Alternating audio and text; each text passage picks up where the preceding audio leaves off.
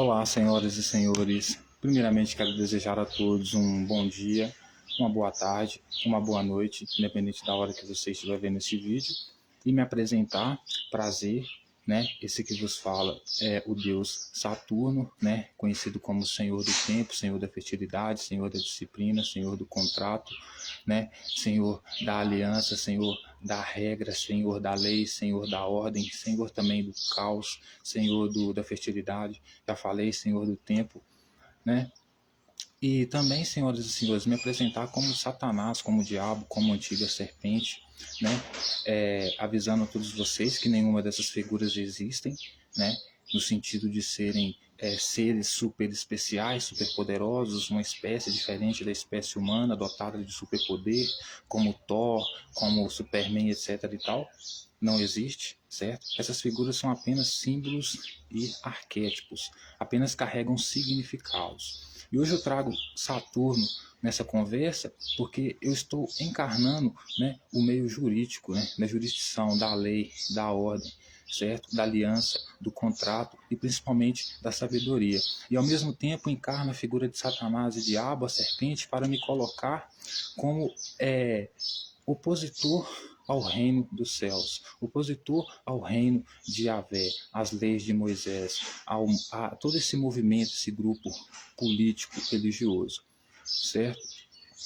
E por que eu estou dizendo isso? Porque hoje eu quero convidá-los a dar continuidade à nossa análise, leitura e reflexões dos textos bíblicos, lembrando que estamos completamente comprometidos com a verdade, com a lealdade e com a honestidade, com o único propósito e objetivo de procurar entender o que os autores quiseram dizer com suas palavras nos textos bíblicos, sem acrescentar ou retirar nem uma vírgula. Portanto, estou propondo uma análise mais científica, mais racional, completamente desvinculada de qualquer interpretação que seja teológica, né? Que seja convencional, que seja tradicional, né? Principalmente por parte da Igreja Católica, que dito o personagem do qual nós vamos falar hoje, que foi morto por Roma como terrorista, Jesus Cristo como bandido, tem a imagem ressignificada pelo próprio Império Romano como herói. Então, assim, a nossa interpretação ela não está vinculada a essas interpretações já prontas, ok? Porque nós não estamos vinculados, nós não estamos dependentes de patrocínio, nós não estamos dependentes de convenções, de instituições, nós não correspondemos aos interesses dela, nós não queremos trazer à tona o que elas querem, o que elas desejam. Nós queremos saber o que o autor disse a respeito desse personagem, então a gente vai direto analisar o objeto, fazendo uma leitura mais científica nesse sentido, ok? E logo depois vemos as interpretações melhores possíveis que endossam então o nosso objetivo de procurar entender o que o autor quis dizer ou chegar mais próximo disso, certo?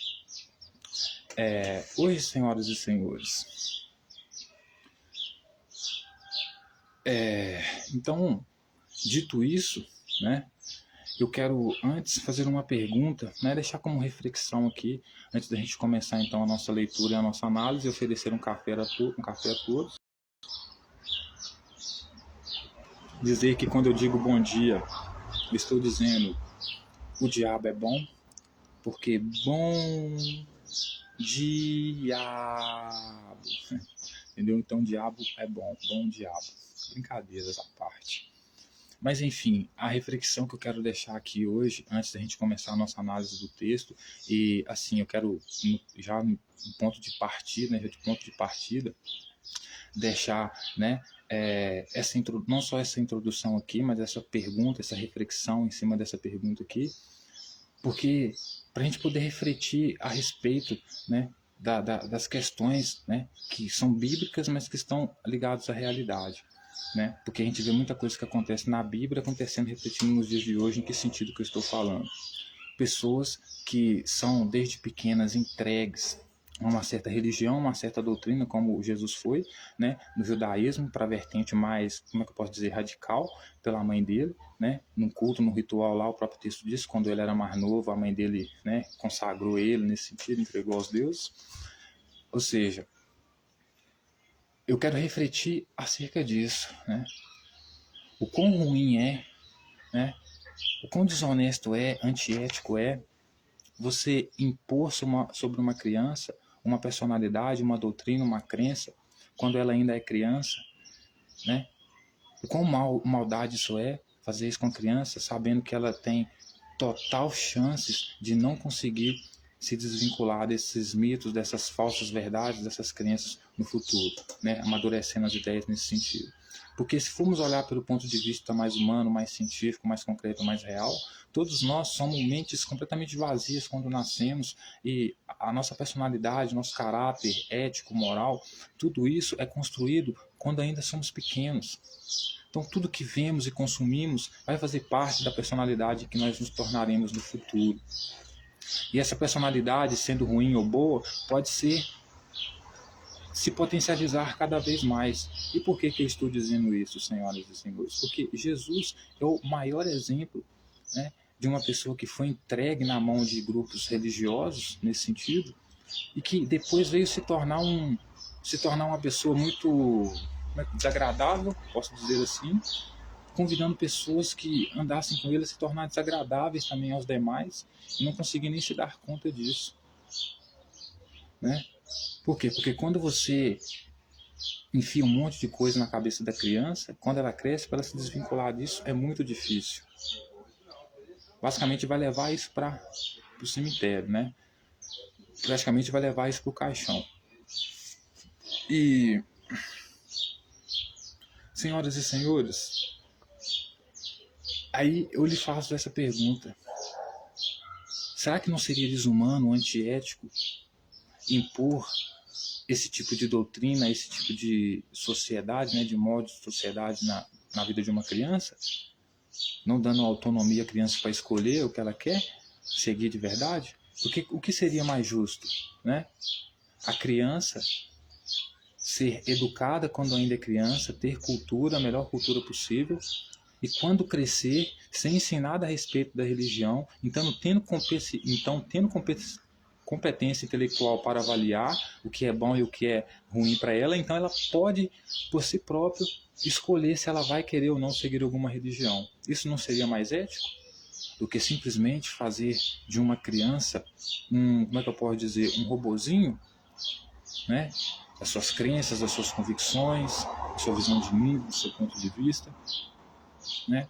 Porque é isso que a religião faz, e a gente sabe que, né, toda visão, né, toda descrição da religião que a religião faz, né, sobre a realidade, né, não corresponde à realidade, é mentira, não serve para nada, né? Como a religião percebe, como ela vê, como ela enxerga a realidade, não é o que a realidade é de fato, porque a religião, ela é ignorância, né?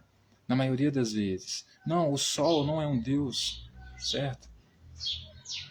Não, a vaca não é um deus, certo? Assim, então a religião, ela mantém as pessoas em um certo nível, num certo sentido, né, no atraso, muitas das vezes. E hoje eu queria citar Jesus como exemplo, então, senhoras e senhores. Como uma criança, pelo menos sobre o que o texto diz sobre ele, sobre uma criança que, né, desde pequeno foi influenciado, né, por, posso dizer, grupos muito radicais aqui, judaicos, a ponto de ter comportamentos, né, que levassem outras pessoas a odiarem, a condenarem e a matá-lo, que é o que nós vemos muito hoje, né? Então Jesus é um ótimo exemplo também disso, de uma pessoa que, por mais que ela fosse, né, radical, fundamentalista, extremista, ela, num certo sentido, não tinha culpa, porque ela não teve escolha.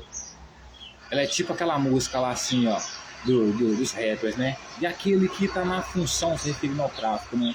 Quando vê o camburão, sai pronto para trocação de tiro, né? Já programado para morrer. Então, são pessoas programadas, não tiveram escolha. Alguém decidiu por elas. Muitas das vezes foram pessoas que não são muito, digamos, bem intencionadas, ou que não muito benevolentes, honestas, boas realmente, né? Então, hoje, senhoras e senhores, dito isso, né? Vamos ler aqui muitos textos bíblicos, né? Eu quero convidá-los então a refletir sobre todos esses textos bíblicos que a gente vai ler aqui, segundo o Evangelho de João, né? O Evangelho segundo João, né? Nós vamos ver então um pouco da trajetória de Jesus, né? O que fez, né, com que ele se tornasse um religioso tão fundamentalista, tão extremista, que se colocasse acima da hierarquia social, né?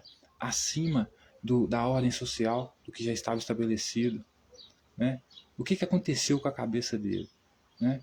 O que a religião fez com a cabeça dele, né? O que o fundamentalismo religioso fez com a cabeça dele? É isso que eu quero convidá-los a refletir hoje. E hoje eu quero convidá-los então ao livro de João, né, o Evangelho segundo João, a cura de um paralítico, lá no capítulo 5. Quando nós pensamos em paralítico, certamente a gente pensa, né, numa pessoa que não mexe nem as mãos, nem os braços, está acamada, não mexe nada.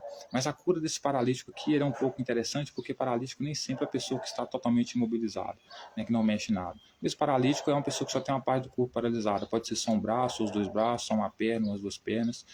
Depende, ou talvez o corpo todo. Mas no caso, nesse caso aqui específico aqui, eu acho que esse paralítico aqui era um cara que só não mexia as pernas, mas conseguia se movimentar, certo?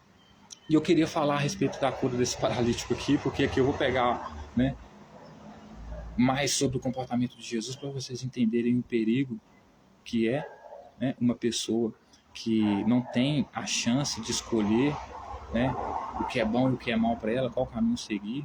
Por quê? Porque desde pequeno ela já foi doutrinada, programada para ser de uma forma, né? E Jesus, por sua vez, desde pequeno já foi entregue para defender o reino dos céus da forma mais radical possível, as leis de Moisés, etc. e tal. Então, por isso, nós vamos analisar isso aqui no texto e entender mais um pouco da trajetória dele, né? Como, né, o fundamentalismo religioso radical extremista nele, né, atrapalhou ele na sua época, como socialmente, né, como atrapalha hoje também, né?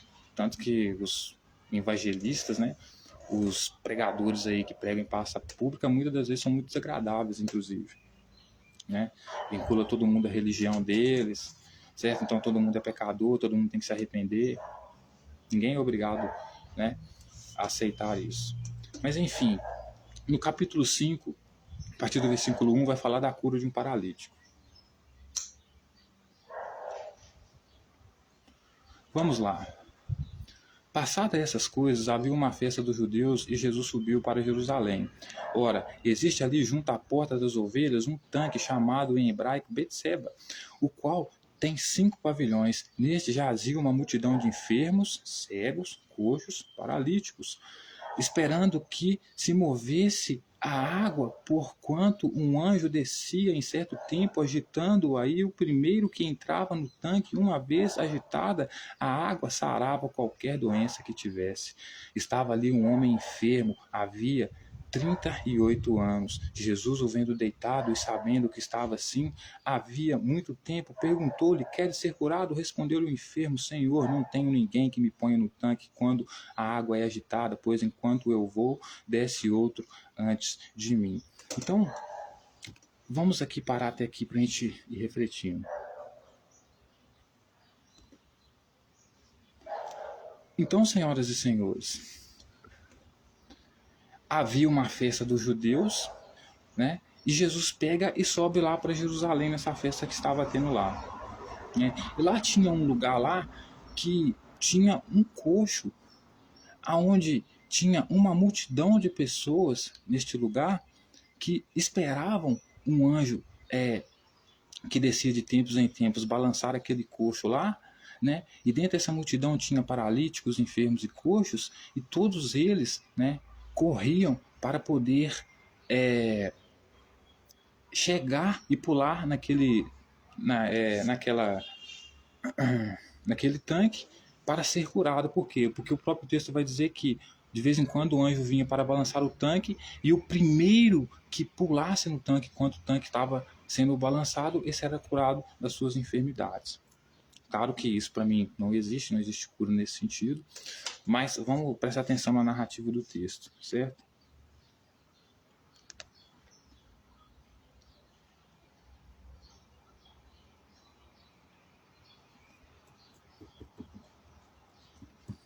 Aí o texto vai continuar dizendo, senhoras e senhores, que estava ali um homem enfermo havia 38 anos. Então, no meio daquelas pessoas doentes ali que esperavam a vez do anjo balançar ali, né? Balançar ali o tanque para poderem pular primeiro, porque só os primeiros que pulassem após o tanque ser, na hora que o tanque estava sendo balançado, ser curado, havia ali um que estava deitado num leito, havia 38 anos, esperando a sua vez de, né, chegar a sua hora de pular. Então, ou seja, se ele era paralítico, era porque ele, nesse sentido, estava deitado no leito, é porque ele era paralítico no sentido de não mover as pernas. Não poderia mover as pernas. Aí Jesus pega, viu que ele estava deitado, sabendo que ele estava assim há muito tempo, estava assim como deitado lá esperando para pular no tanque, né? Perguntou ele se ele queria ser curado, né? Para mim é uma pergunta assim, né? Como assim? O cara está 38 anos precisando de uma cura, o cara está 38 anos precisando de uma cura e você pergunta se ele quer ser curado? Claro que quer, né? Jesus pergunta se ele quer ser curado, veja o que responde o enfermo: Senhor, não tenho ninguém que me ponha no tanque. Quando a água é agitada, pois quando eu vou, desce outro antes de mim. Então, veja, esse homem jamais poderia chegar àquele tanque, senhoras e senhores, porque só era curado aquele que chegasse lá primeiro. Como ele era um paralítico no meio de uma multidão, ou seja, de uma fila enorme, ele provavelmente não chegaria lá fácil nunca, certo? Não só ele, quanto os outros paralíticos tivessem algum tipo de paralisia nesse sentido lá, certo? Aí ele vai dizer que toda vez que ele vai, ou seja, ele é um paralítico que anda não, né? Ele é um paralítico que se move, que consegue chegar até lá, né? Se ele enfrenta uma multidão, né, deitado no leito para chegar lá, de duas uma, ou ele está deitado no leito e não é paralítico porra nenhuma, né? Tá deitado lá porque colocou um leito lá e a fila é grande, ele tem outra doença e quer ser curado, então ele fica marcando lugar na fila, certo? Ou então ele realmente não move as pernas, né? Mas consegue mover os braços, então consegue se movimentar para tentar chegar até o tanque. Mas toda vez que ele tenta fazer isso, outro vai e desce na frente dele. Aí disse Jesus, então lhe disse Jesus: levanta-te, toma o teu leito e anda. Então, quando eu vejo isso aqui, eu que não acredito em cura, né? Ainda mais pela palavra de alguém, sem métodos científicos, né, que servem para curar alguém com medicamento e métodos mesmo, né? Como eu não acredito que ninguém é curado pela palavra de ninguém, eu acho que esse cara aqui tinha algum outro tipo de enfermidade e estava deitado no leito apenas porque estava marcando lugar na fila, porque quem ia lá era multidões, certo? Por quê? Porque Jesus manda ele levantar e andar. Ele fala que quer ser curado e Jesus diz para ele. Então lhe disse Jesus: levanta-te, toma o teu leito e anda. Se uma pessoa é paralítica mesmo e você manda ela levantar das pernas e andar, realmente você é super-humano. Isso não existe. Se você tem algum parente aí que é paralítico, chame o profeta mais foda que você achar que é e vê se com a palavra do profeta ele vai levantar para andar. Então eu acho que esse cara que estava ali não era paralítico. Quem colocou aqui que ele era paralítico aqui estava querendo enganar ou pelo menos tentar passar Jesus como um cara muito foda, né? Coisa que eu acredito que ele não era, certo? Imediatamente o homem se viu curado e tomando o leito pôs-se a andar, e aquele dia era sábado. Então o homem pega o leito, resolve sair andando, porque aquele dia ali, né, resolve pegar o leito e sair andando, né? Então você precisa explicar como é que um cara paralítico é curado pelo comando de voz de alguém, levanta e sai andando. Então eu acho que tentaram mudar as narrativas aqui. Eu acho que ele não era verdadeiramente paralítico, ele poderia ter outra enfermidade e estava ali apenas no leito porque estava marcando o lugar, né? Mas o texto também vai dizer que ele era paralítico mais de 38 anos, né? Então eu vou ter que aceitar a hipótese aqui que provavelmente ele era um paralítico, né? Mas enfim, então Jesus vai, dá um comando de voz para ele, ele é curado lá, levanta-te e anda, ele pega e levanta e anda. Mas não, a cura não é o ponto central aqui do qual eu estou querendo chegar, mas sim a autoridade que Jesus exerce por causa do seu fundamentalismo religioso, uma autoridade que inclusive ninguém dá ele para exercer, que é a questão do sábado, da cura no sábado, do trabalho no sábado, o que você vai entender melhor, certo? Então ele vai dizer assim, imediatamente o homem se viu curado e tomando seu leito pôs-se a andar, e aquele dia era sábado. Pois por isso disseram os judeus ao que fora curado, hoje é sábado, e não é, e, hoje é sábado, e não te é lícito carregar o leito. Aos que lhe respondeu, o mesmo que me curou, me disse, toma o teu leito e anda. Perguntaram-lhe eles, quem é o homem que te disse, toma o teu leito e anda? Mas o que fora curado não sabia quem era, porque Jesus se havia retirado por haver muita gente naquele lugar. Certo? Então, veja que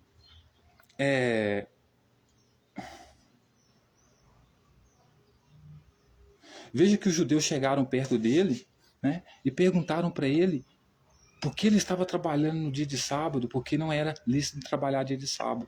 Porque os judeus viu ele passando com leito e perguntou para ele, você sabe que não é legal trabalhar dia de sábado. Por quê? Porque as leis de Moisés não permitem trabalhar dia de sábado. Dia de sábado, você vai sentar, vai trabalhar a leira na sexta-feira para não ter que trabalhar no sábado. Não chegar no sábado, porque é um dia nosso aqui sagrado, você vai sentar, vai descansar, colocar o pé para cima e não vai fazer nada.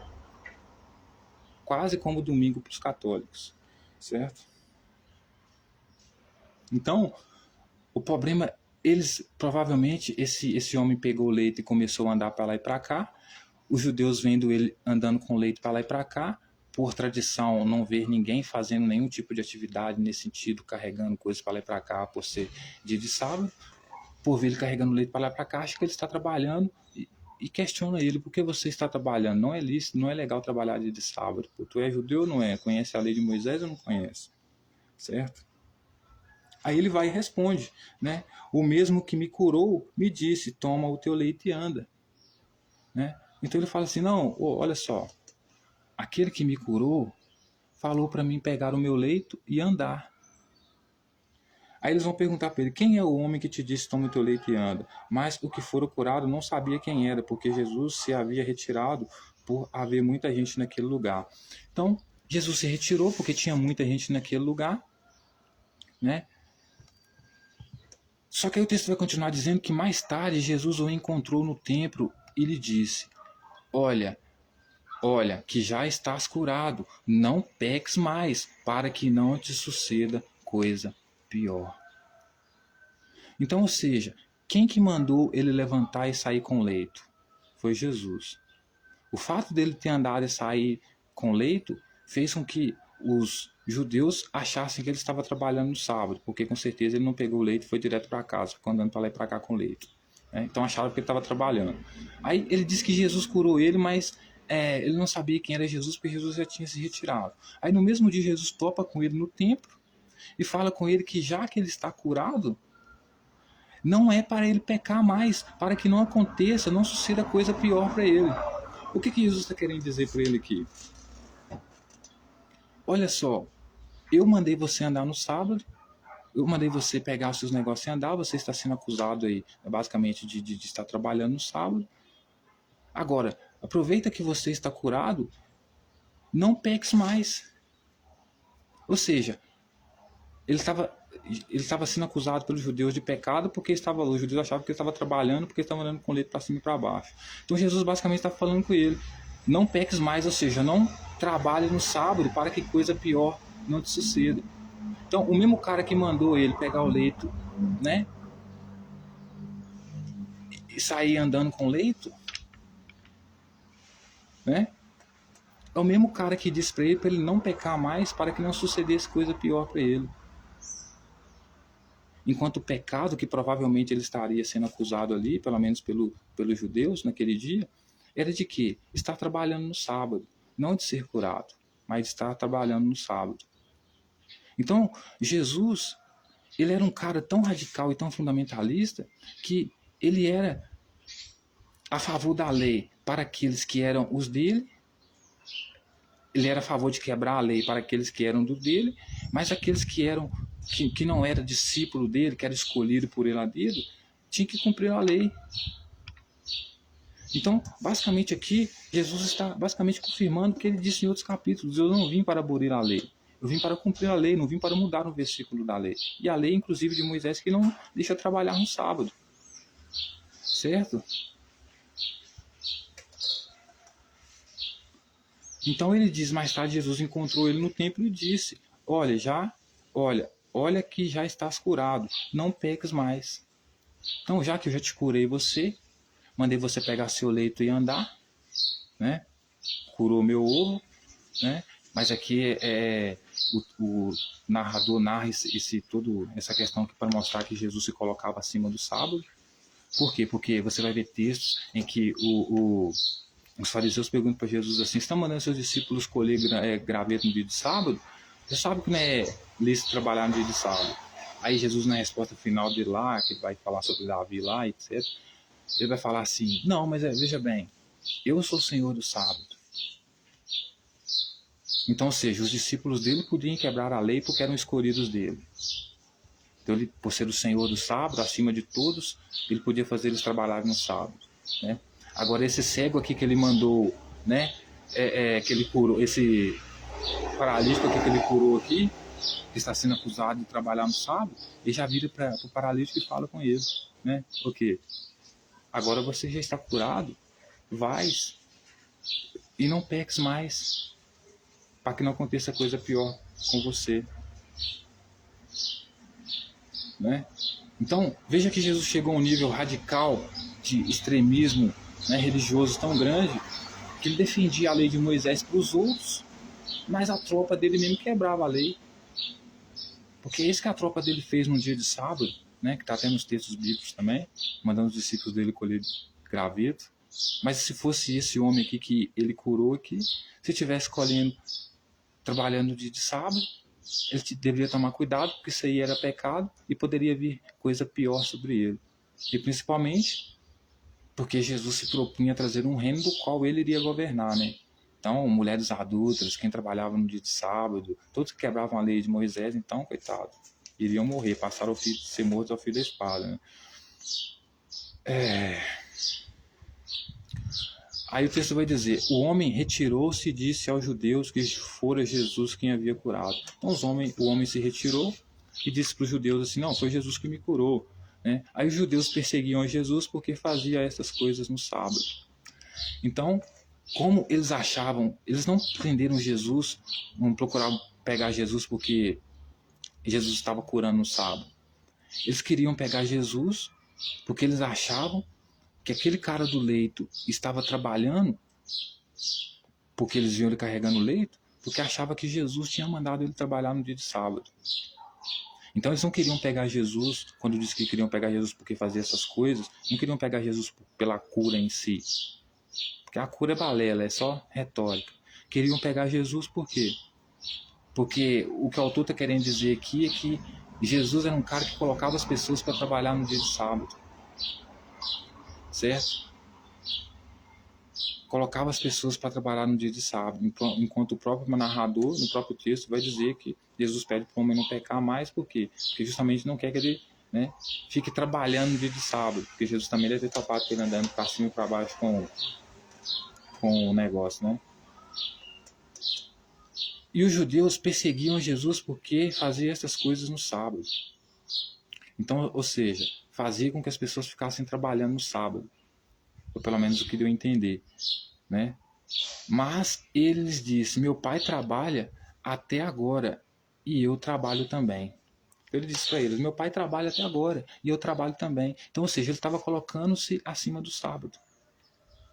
Meu pai trabalha até agora, colocando ele acima do sábado e o pai dele. Se o pai dele é contra, é a favor de trabalhar no sábado, com certeza o pai dele não é o mesmo Deus que os judeus querem, pelo menos esses aqui, né? Então, veja bem, por isso, pois, os judeus ainda mais procuravam matá-lo, porque não somente violava o sábado. Os judeus procuravam matar Jesus porque Jesus não somente violava o sábado, mas também dizia que Deus era seu próprio Pai, fazendo-se igual a Deus. Então, ou seja, os outros, ele dizia para não pecar mais, no sentido de não pode trabalhar no sábado. Agora, ele e os escolhidos dele, os discípulos e o pai dele, estava acima do sábado, né? Como eles colocavam senhor do sábado, poderia trabalhar no sábado, né? E por isso, ele não só violava a lei, né? Mas se colocava como se fosse o próprio Deus. Porque Deus era o Senhor do sábado. Quem poderia trabalhar no sábado era apenas o Deus. O Deus aqui é o imperador, né? Porque Yahvé, na forma simbólica deles aqui, como rito religioso mesmo, é o símbolo de um touro, né? Jesus explica a sua missão. Então lhes falou Jesus: em verdade vos digo que o filho nada pode fazer de si mesmo, senão somente aquilo o que vi fazer o Pai, porque tudo o que ele fizer, o filho também semelhante o faz. Ele está falando assim, senhoras e senhores, que em verdade vos digo, ou seja, ele está afirmando com toda certeza o que ele está dizendo, como se fosse uma verdade absoluta, né? Que o filho nada pode fazer de si mesmo, ou seja, ele colocando como filho, né? Não poderia fazer nada de si mesmo, né? Senão somente aquilo que vi fazer o Pai. Então, ou seja, ele não faz nada pela vontade dele, a não ser que o pai dele faz.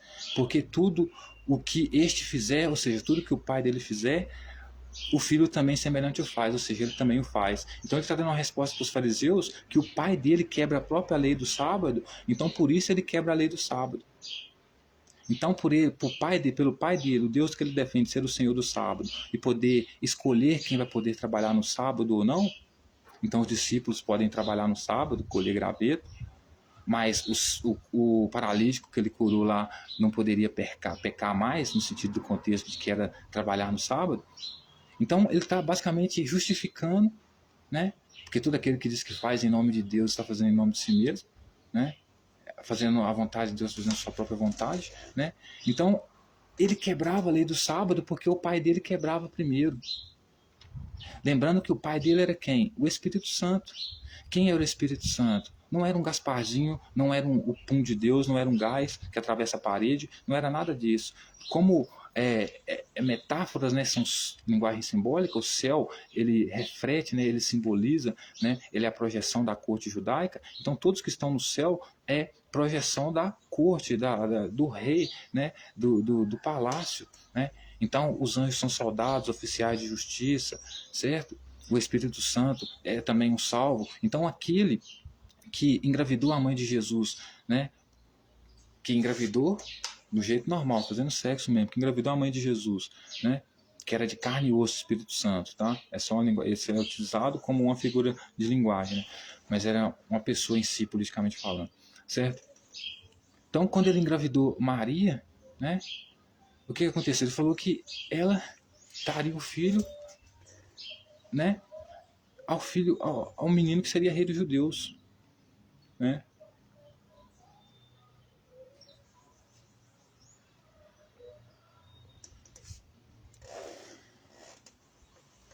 Então, senhoras e senhores, Jesus, ele se colocava acima dos Deus dos judeus, das leis dos judeus, da tradição dos judeus,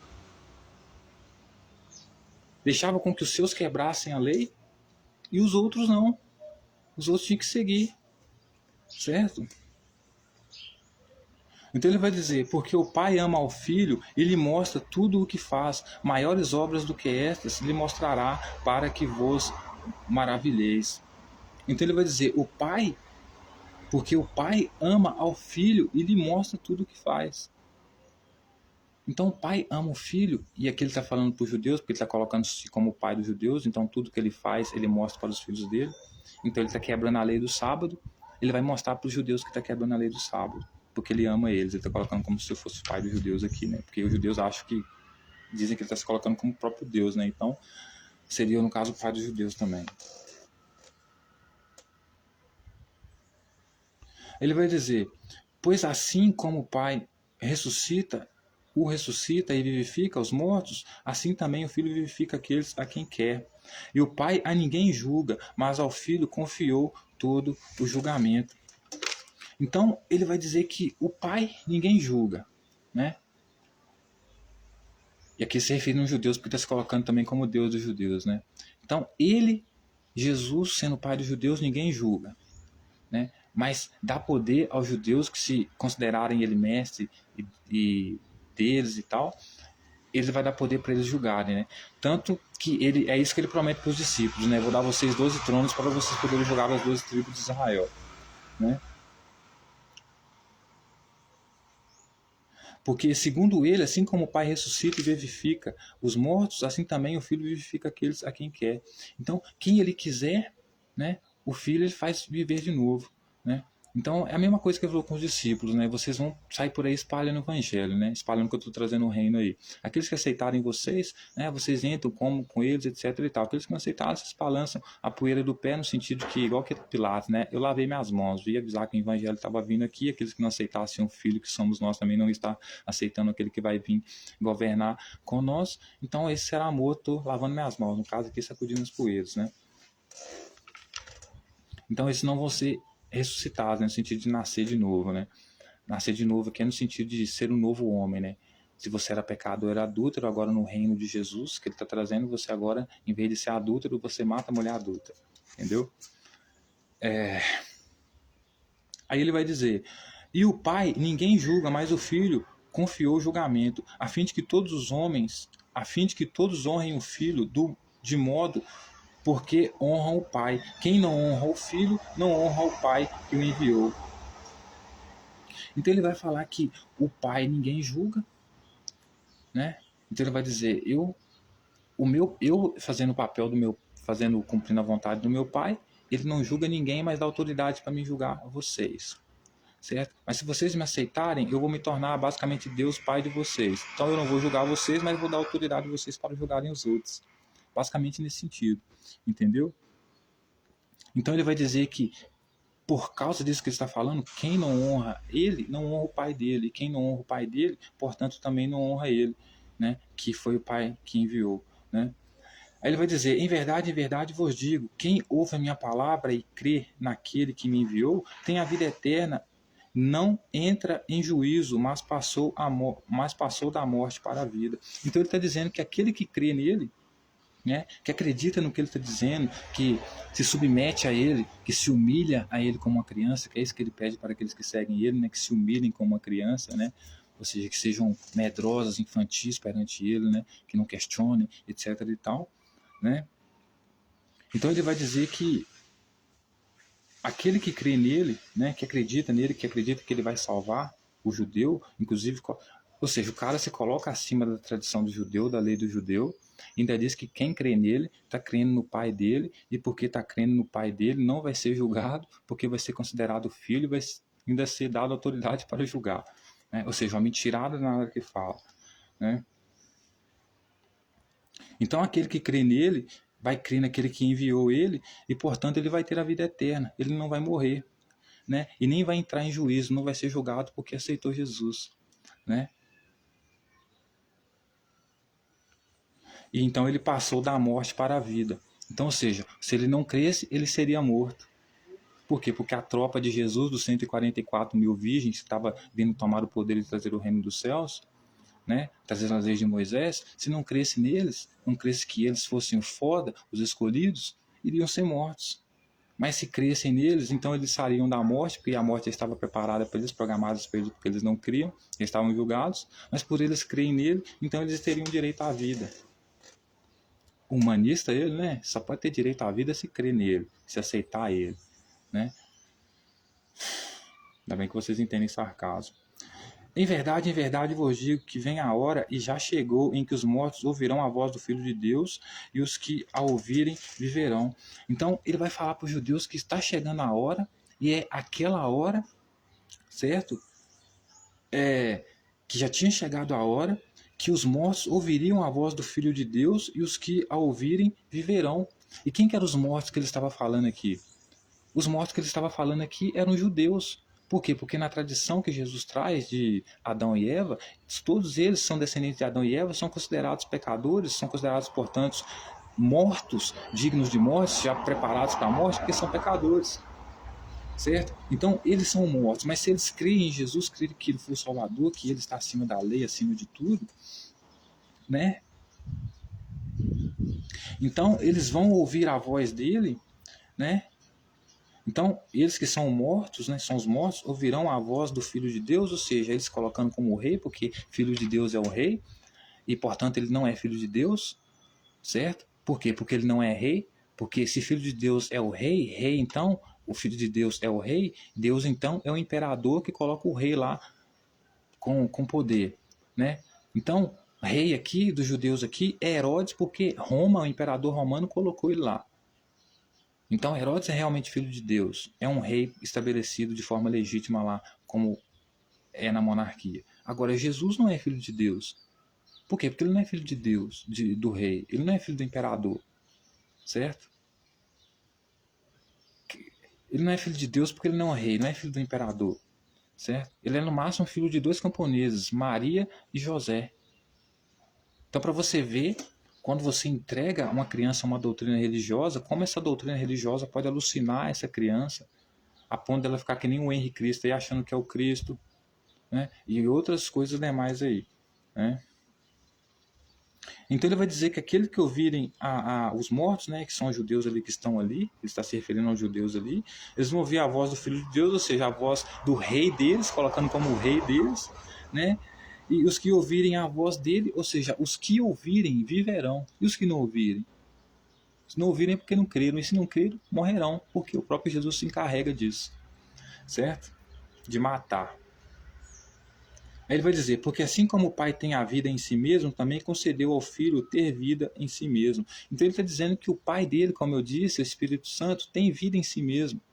Então o Pai dele, o Espírito Santo, quem gerou ele para defender o reino dos céus, né, as leis de Moisés, nada mais era do que um sacerdote radical, extremista, fundamentalista que defendia o reino dos céus, que gerou ele em Maria lá, né, integrando ele nessa facção aí para defender os interesses da facção judaica aqui, adoradora de Yahvé, né, que vem desse reino dos céus aí de Moisés aí, que é a mais radical, né, porque esses fariseus ali, na época de Jesus ali, os escribas sacerdotes, eram todos pró-Roma. Então, todas as leis que eles iam executar da lei judaica tinham que pedir autorização romana. Tanto que na morte de Jesus foi assim, tiveram que pedir autorização romana para matar Jesus, né? Então, eles não matavam homossexuais mais, por quê? Porque Roma tinha culto a Saturno, né? E culto a Saturno é uma pornografia danada, culto à fertilidade, né? Então você vai ter homossexuais lá também, né? E nem mulher adulta, por quê? Porque o próprio Moisés, ele deu a questão do divórcio, né? O próprio fariseu fala isso, né? Mas Jesus, por ser muito mais radical do que Moisés, colocar acima dele, ele impede o divórcio, diz que as pessoas estão pecando se pelo menos pensarem em divórcio, né? Então, ou seja, adultério, ele não tem proporcionalidade de aplicação de lei, né? Então, se você comete adultério, né? Então você deve ser morto, né? Porque aí você imagina a mulher que é obrigada a se casar com um homem que a violentou ela, né? Estrupou ela, ela tem que ficar com ele sem poder separar dele, mas a mulher é uma mulher carente, doente, qualquer homem que diz te amo para ela, já cai no braço do homem, trai fácil, cai na adultério e morre, né? Pra mulher é foda, né? Então para ele é o seguinte, trabalhar no dia de sábado, pode, ele quebra a lei. Pode descansar, não. Agora, ser a mulher adúltera, não, aí Moisés permitiu, estava errado, não pode. Aí tem que seguir a lei. Aí tem que matar apedrejado. Entendeu? Então o pai dele tem vida em si mesmo. Por quê? Porque o pai dele não é uma abstração. O pai dele apenas está escondido. O pai dele é um sacerdote. Bem radical mesmo, diferente desses que estão ali, que defendem Roma. Certo? Aí ele vai dizer, e lhe deu autoridade para julgar, porque é o filho do homem. Não vos maravilheis disso, porque vem a hora em que todos os que se acham nos túmulos ouvirão a sua voz e sairão. Então ele vai dizer assim, não vos maravilheis disso, né? Ou seja, não se maravilhem dele estar se colocando como rei, etc. e tal, porque vem a hora em que todos os que se acham nos túmulos ouvirão a sua voz e sairão. O que são os túmulos aqui? Os túmulos aqui não são, ele não está se referindo aqui aos mortos, o zumbi, o cara morreu esfaqueado, levantou e saiu andando, porque ele falou e chamou a voz, ouviu a voz dele. Não, ele está se referindo aos mortos, os judeus que, pela tradição, como eu disse, de Moisés, lá são considerados mortos porque Adão pecou, entendeu? Então eles já são basicamente mortos, vivos mortos nesse sentido, entendeu? E quando ele fala que eles vão sair do túmulo, é porque eles vão sair da casa deles para ouvir, porque ouviram a voz de Jesus, então seguirão. Então Jesus está referindo eles que estão seguindo ele naquele momento, como ele está dizendo que as coisas estão acontecendo agora ali, né? Ele está se referindo àqueles que estão seguindo ele como mortos, que não creem nele, mas que quando ouvem a voz dele, saem de suas casas, que são seus túmulos, suas covas, para segui-lo.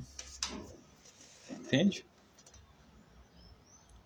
Aí ele vai dizer, né?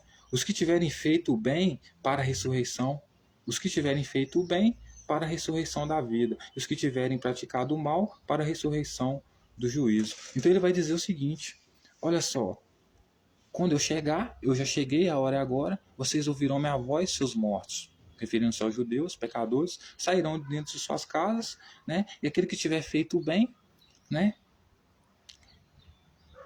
Tiver feito o bem para a ressurreição da vida. Esse vai ficar para a ressurreição da vida. Ou seja, esse vai ficar vai se manter vivo, né? Como assim aquele que fizer o bem? Aquele que matar um homossexual, aquele que matar a mulher adulta, aquele que matar a criança apedrejada por desobediência aos pais, aquele que matar apedrejada, aquele que chamar eles para seguirem outros deuses. Certo? Então, isso é fazer o bem. Fazer o bem é fazer a vontade do Pai de Jesus. E a vontade do Pai de Jesus é as leis de Moisés e também o que Jesus fala. Certo?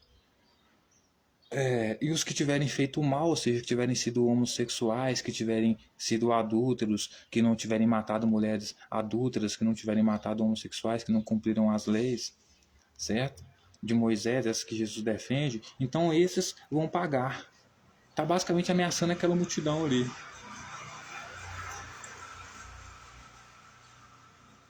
Então eles vão, né, estar lá, igual eles estão ali, para a ressurreição do juízo. Tá?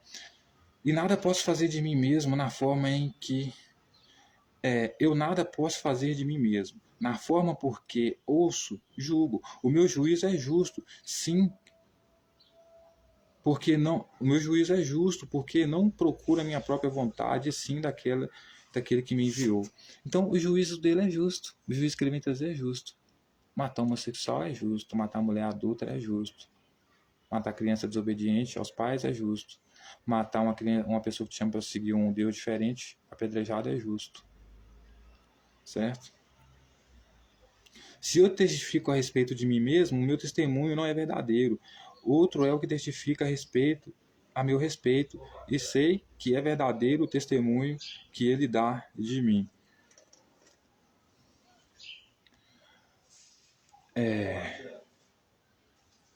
Mandaste mensageiros a João, e ele deu testemunho da verdade. Eu, porém, não aceito humano testemunho. Digo-vos, entretanto, estas coisas para que sejais salvos. Ele era a lâmpada que ardia e iluminava, e vós quiseste, por algum tempo, alegrar-vos com a sua luz.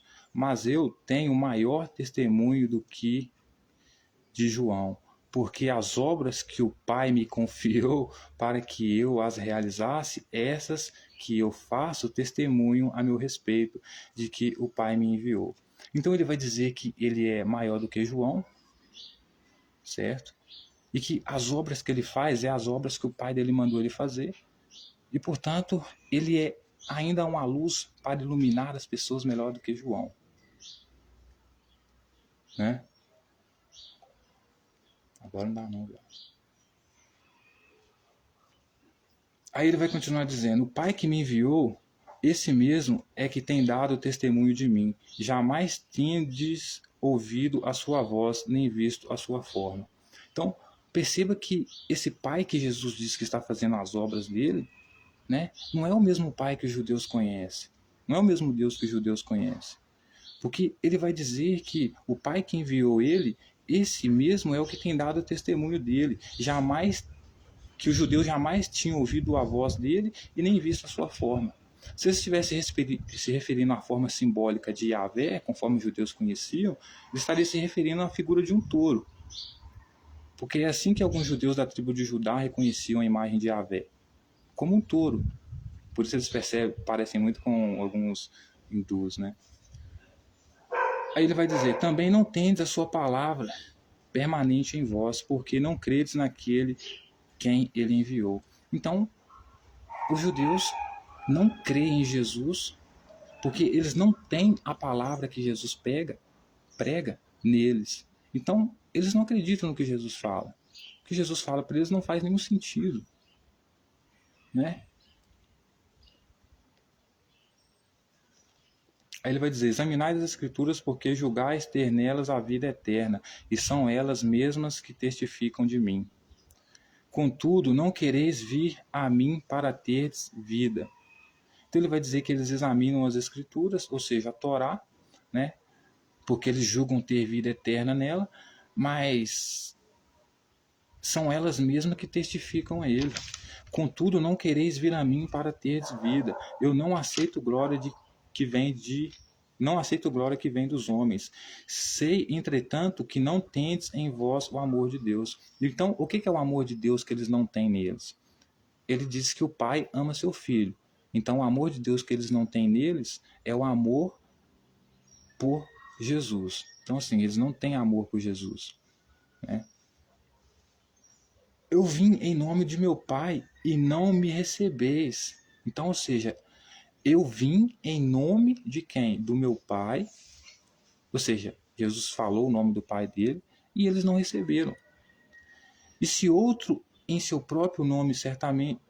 E se outro vier em seu próprio nome, certamente recebereis. Como podeis crer, vós que aceitais a glória uns dos outros e contudo não procurais a glória de quem vem do Deus único? Então, olha só a barbaridade que Jesus está querendo dizer aqui, senhoras e senhores, né? Ele vai dizer que ele veio em nome do Pai dele para os discípulos não quiseram receber ele, os discípulos não, os judeus, certo? Mas se outro viesse em nome do seu próprio, se outro viesse em seu próprio nome, ou seja, uma pessoa que viesse se apresentando, né, viesse em nome dela mesma, eles aceitariam, certamente receberiam. Então, como eles poderiam crer, vós os que aceitais glórias uns dos outros, então como eles poderiam crer, né, se eles aceitavam as glórias uns dos outros, né? E contudo não procurais a glória de quem vem do Deus único. Então ele está querendo que as pessoas elogiem ele, glorifiquem ele, porque ele vem do Deus único, né? Então as pessoas têm que crer nele. Por quê? Porque ele é fundamentalista. Ele não entende que os judeus, por sua vez, principalmente os de Jerusalém, acreditam em vários deuses, principalmente a população. Mas para ele, o único Deus vivo, o Deus único, o Deus poderoso, o Deus que pode salvar, o Deus que pode fazer, é o Deus dele, que inclusive é ele mesmo, né? Se não tivesse referindo à figura do pai dele. O pai dele que eu falei aqui, que deve ser um radical, sacerdote radical, né? Então ele vai dizer, não penseis que eu vos acusarei perante o meu pai, quem vos acusa é Moisés, em quem tendes afirmado a vossa confiança, porque se de fato crês em Moisés, também crês em mim, enquanto ele escreveu a meu respeito. Se porém não credes nos seus escritos, como crês nas minhas palavras? Então ele vai dizer assim, acho que vocês não confiam muito em Moisés. Então, eu acho que vocês não deviam pensar que eu vou acusar vocês, porque eu não vou acusar vocês, porque quem acusa vocês é Moisés, e a quem vocês têm confirmado a confiança de vocês, afirmado a confiança de vocês. Porque se vocês de fato crescem mesmo em Moisés, também iriam crer em mim, porquanto ele escreveu a meu respeito. Então por que ele está dizendo que se eles crescem realmente em Moisés, eles iam crer nele, porque Moisés escreveu a respeito dele? Porque Moisés escrevia a respeito dos profetas, por ser também um profeta, que viria sempre o profeta defender o reino dos céus, né? Então, portanto, quando Moisés dizia que vinha um profeta defender o reino dos céus, né, trazer as leis dele, né, ele estava se referindo a Jesus, não só Jesus que veio como profeta defender o reino dos céus, como radical que era, como os outros que vieram antes dele, que viriam após ele. Aí ele vai dizer: se porém não creres nos meus escritos, nos seus escritos, como crereis nas minhas palavras? Então ele diz: se vocês não crêem em Moisés, não tem como vocês crerem na minha palavra também. Se vocês não crerem em Moisés, que fala a meu respeito, porque eu sou profeta, Moisés também é profeta, e nós defendemos o reino dos céus, então vocês realmente não creem nas minhas palavras. Como eu disse, esses escribas e fariseus e judeus eram pró-romanos, pró-Roma, no sentido que não eram tão radicais, extremistas, como Jesus esperava que fosse. Porque eles seguiam a lei de Moisés, mas, certo, não era de forma absoluta, digamos assim. Aí o texto vai continuar dizendo, capítulo 6, multiplicação dos pães. Depois dessas coisas, atravessou Jesus o mar da Galileia, que é o de Tiberiades. Seguia a numerosa multidão, porque tinham visto os sinais que ele fazia na cura dos enfermos. Então subiu Jesus ao monte e assentou-se ali com seus discípulos. Então veja bem, depois dessas coisas, atravessou Jesus o mar da Galileia. Qual coisas? Depois de Jesus ter insultado bastante os judeus aqui, ele atravessa o mar da Galileia e vai para outro lugar. E seguia numerosa multidão, porque tinham visto os sinais que ele fazia na cura dos enfermos. Então por que a multidão seguia ele? Por causa dos sinais que ele estava dando ali na cura dos enfermos. Que, na verdade, não era a cura dos enfermos, era questão de trabalhar no sábado. Então eles procuravam Jesus, como nessa cura dos enfermos que nós vimos aqui. Por quê? Porque Jesus basicamente estava dando, pelo que parecia, Jesus estava dando autoridade, deixando com que as pessoas trabalhassem no sábado, e isso era um sinal. Como alguém poderia quebrar a lei de trabalhar no sábado? Se alguém estivesse quebrando a lei de trabalhar no sábado na frente dos judeus, certamente deveria ser o Cristo, o profeta. Porque só alguém com essa autoridade aí, fazendo isso que ele está fazendo, poderia ser o profeta, poderia ser um Cristo, um rei. Porque estaria desafiando, literalmente, a ordem social que estava estabelecida. Então eles se encantaram com esses sinais de Jesus, porque se demonstrava ser um líder, um rei. Seguiram Jesus então. Então subiu Jesus ao monte, assentou-se ali com seus discípulos, orar a Páscoa, festa dos judeus estava próxima. Então Jesus, erguendo os olhos e vendo uma grande multidão, vinha ter com ele e disse a Filipe: onde compraremos pães para lhes dar de comer? Mas dizia isso para experimentar, porque ele sabia que estava para fazer. Respondeu-lhe Filipe: não lhes bastariam 200 denários de pão para receber cada um o seu pedaço? Um de seus discípulos, chamado André, irmão de Simão Pedro, informou Jesus: está aí um rapaz que tem 5 pães de cevada e 2 peixinhos, mas isto que é para tanta gente? Disse Jesus: fazei o povo assentar-se, pois havia naquele lugar muita relva. Assentaram-se, pois, os homens em números de quase 5.000. Então Jesus tomou os pães e, tendo dado graças, exibiu entre eles e também igualmente os peixes. Peraí, gente. Então Jesus tomou os pães e, tendo dado graça, distribuiu entre eles e também igualmente os peixes quanto queriam. E quando já estavam fartos, disse Jesus aos seus discípulos: recolhei os pedaços que sobraram para que nada se perca. Assim, pois, o fizeram e encheram 12 cestos de pedaços de 5 pães de cevada, que sobraram aos que haviam comido. Vendo, pois, os homens o sinal que Jesus fizera, disseram: este é verdadeiramente profeta, que devia vir ao mundo. Sabendo, pois, Jesus que estavam para vir com o intuito de arrebatá-lo para proclamarem rei, retirou-se novamente sozinho para o monte.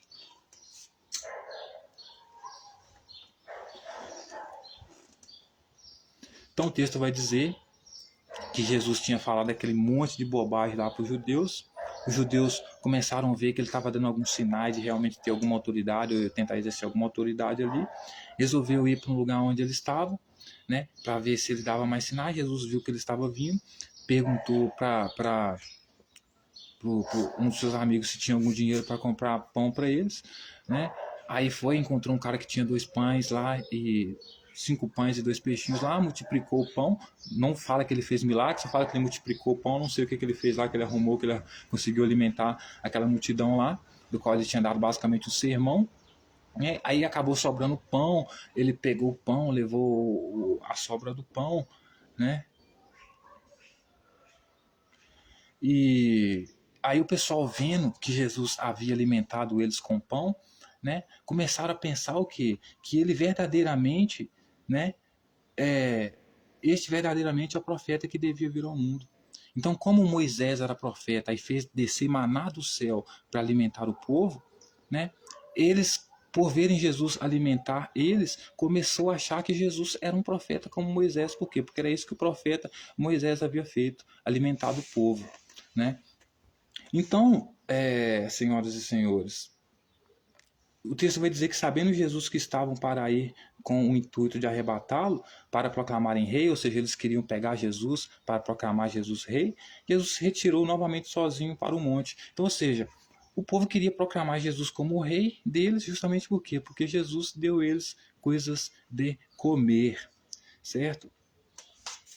E é muito interessante pensar nisso, senhoras e senhores, porque o próprio livro de Apocalipse vai falar que a besta, né, que impedia as pessoas de comprarem e venderem, forçando ricos e pobres a seguirem ela, exatamente está falando de Jesus na besta de Apocalipse, né? Porque o texto vai dizer que quando Jesus morreu, ele teve um amigo dele chamado João, que era rico, que pegou, foi lá e comprou o corpo dele. E o que ele falou para o jovem rico que queria seguir ele? Que vendesse tudo que tinha, dasse aos pobres para poder seguir ele e seguisse as leis que ele pregava. Então, ou seja, Jesus ele não falou só isso para o pobre, o rico, para abandonar tudo e seguir ele, quanto os pobres também para abandonar tudo e seguir ele, certo? Então, ou seja, ele era uma pessoa, ele era a besta que forçava todo mundo a adorar ele e a imagem que ele representava, que era do pai dele, né?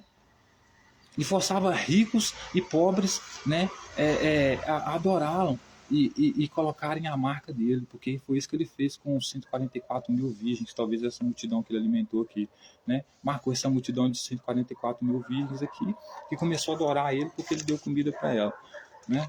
Então, ou seja, Jesus era essa besta aqui que queria impedir as pessoas de comprarem e vender, que não adorassem ele e a imagem do Deus dele, né, que era a besta. Por quê? Porque foi isso também que ele fez no templo de Jerusalém lá. Chegou com um chicote lá e impediu que todo mundo vendesse lá, porque ele disse que lá era a casa do pai dele, né. Então, assim, os dele podiam vender lá, né, mas os que não aceitassem ele não podia vender. Então, assim, ele realmente era uma besta.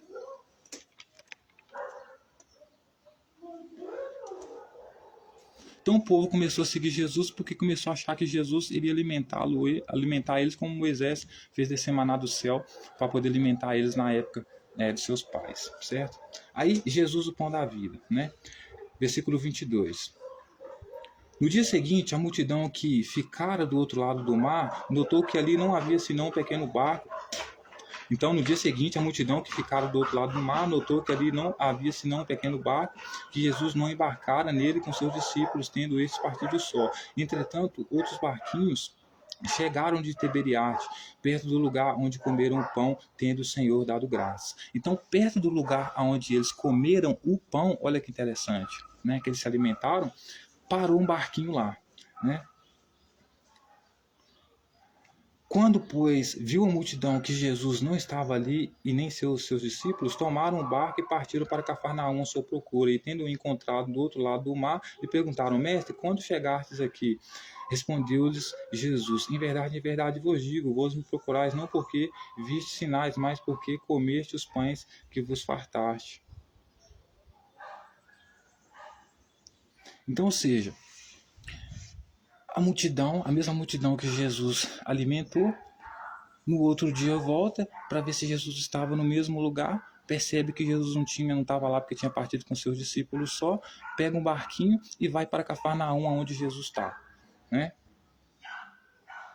Aí Jesus pergunta para Jesus que hora que Jesus chegou lá, né, onde que ele estava, e Jesus fala para eles assim que eles não estavam seguindo ele pelos sinais que ele apresentava, ou seja, os sinais que ele apresentava é que ele era rei deles, ou seja, eles não seguiam Jesus porque queriam que Jesus fosse o rei deles, mas Jesus disse que eles seguiam ele porque queria se alimentar, né?